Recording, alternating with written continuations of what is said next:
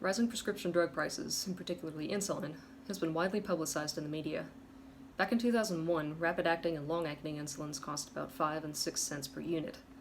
As of 2018, the price had increased to about 27 cents per unit.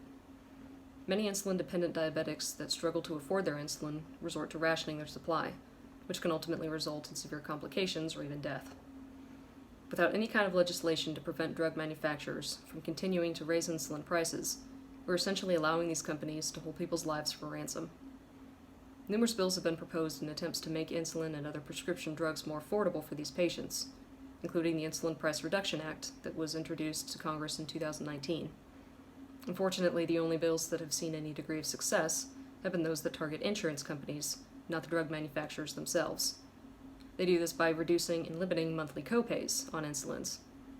While these are a step in the right direction and will bring some financial relief to patients, they will only help those patients with insurance, leaving those without to pay the full list price. You might think, why not introduce legislation to limit the prices that these companies can set on these medications? That would definitely be the ideal outcome, and this has been tried.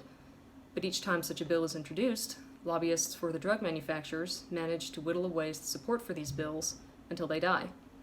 And this was the case with the Insulin Price Reduction Act. What it has come down to is taking the path of least resistance, at least to get some legislative momentum going. Limiting copays for insured patients can give some financial relief for these patients, and while this approach is not the most ideal, I believe it is the most realistic, as directly targeting drug manufacturers has thus far shown to be little more than wasted effort that might have been better spent supporting a bill that was more likely to achieve success. And while I've demonized the drug manufacturers, I would like to end by saying that some, like Novo Nordisk, do offer programs for reduced price or even free insulin to patients with low income, no insurance, or those on Medicare. Thank you for listening to my elevator speech.